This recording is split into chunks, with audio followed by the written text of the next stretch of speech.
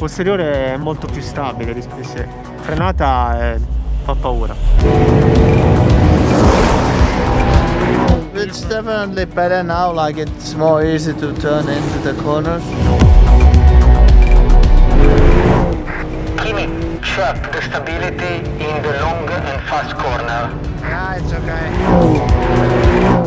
Ti lesmo molto meglio, soprattutto anche sull'anteriore è molto meno sottosterzo.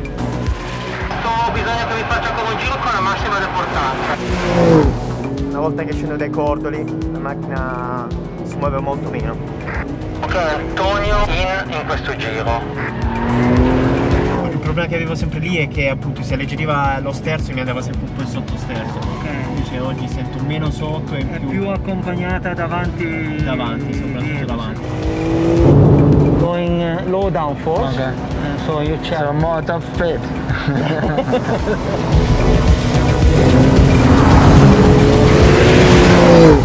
Find the perfect mix of everyday use and track use. Ed è stato bello appunto soprattutto vedere il miglioramento che abbiamo portato quest'oggi sulla vettura.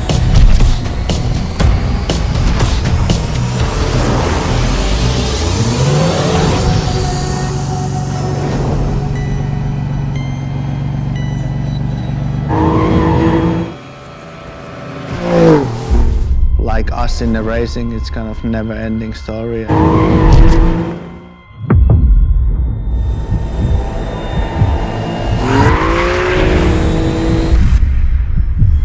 This is the adjustable rear wing.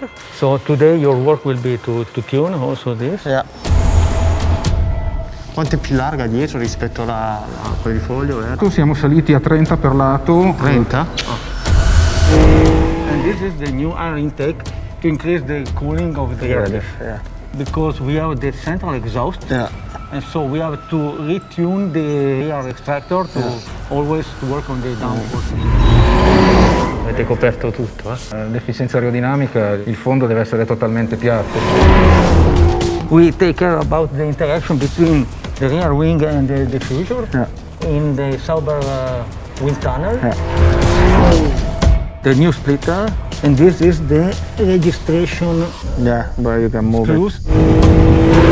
And in addition, we have a new street legal tires that we have chosen together with Michelin that will guarantee a better grip and a better lap time. it. It looks nice, and it will be exciting to drive it. We often get asked at what point we started designing the GTA. Truth is, we immediately after the Quadrifoglio launch in 2016 continued to play with ideas of where else to take this amazing car. So it was actually over the course of many, many years that we started sketching on a more extreme version of the Giulia. And for the 110th anniversary, it seemed to be the right time to actually show this creation.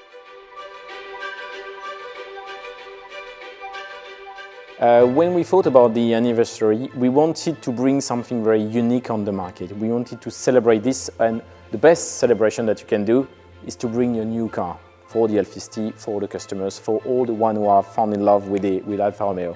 So we tried to create a link between the current range that we have with the Giulia and the Stelvio and the history that we had. So really this car, more than the celebration of the anniversary, is a gift. It's a gift for 500 customers, it's a gift for 500 people who love Alfa Romeo.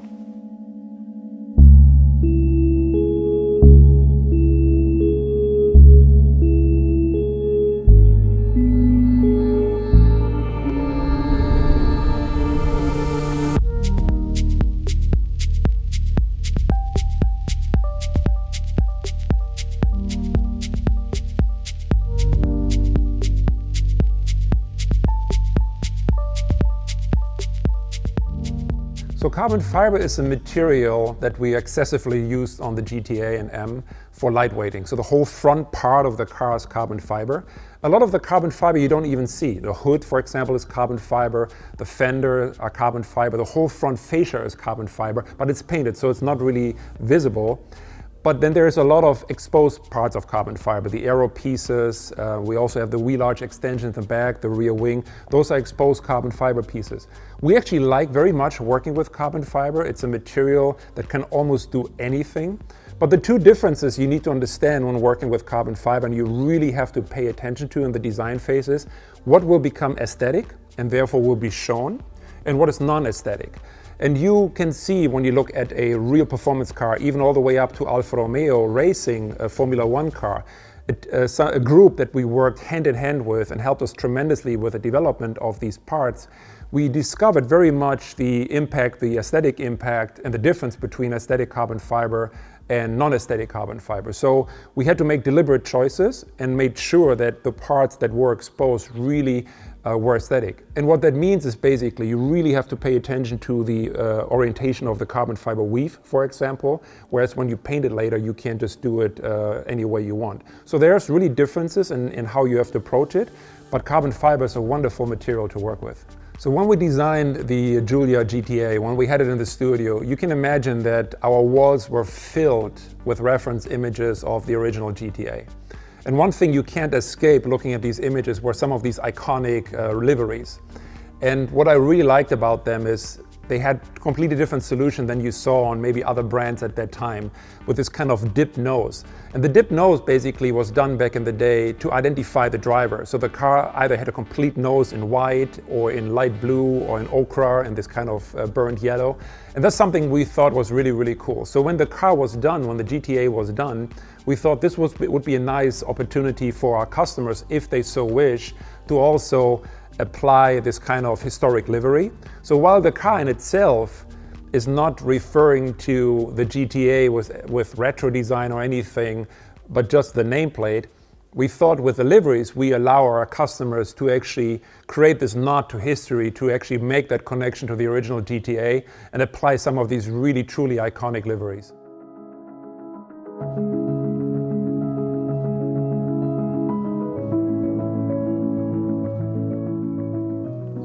I'm Fabio Migliavacca. I'm the head of product marketing for Alfa Romeo in the EMEA market. We decided to achieve 540 horsepower because it was enough to our target. It was a power to weight ratio, and so reducing the weight, we had the possibility to reach the performance that we wanted without adding too much power. Also because the idea was to keep the rear wheel drive. On the GTA-M we have a specific aerodynamic package. We have a front splitter that is like on the Quadrifoglio and like on the GTA, an electric actuated splitter, so it could go down over a certain speed, but you can also adjust it in what we call the X direction, so in the front of the car manually, to increase the area and the downforce on the front of the car.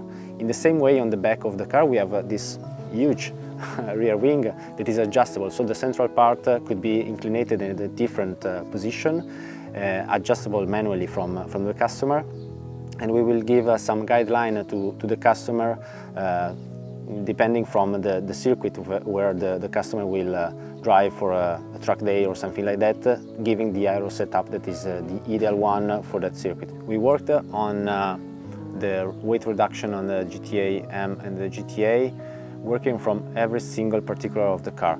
If you look outside the car, the front fascia of the GTA and the GTA-M are totally revised for the aerodynamic needs, but are made also in carbon fiber, so reducing the weight. The pieces of the car has been redesigned. For example, the windscreen of the GTA and GTA-M is thinner than the standard Quadrifoglio, reducing the weight.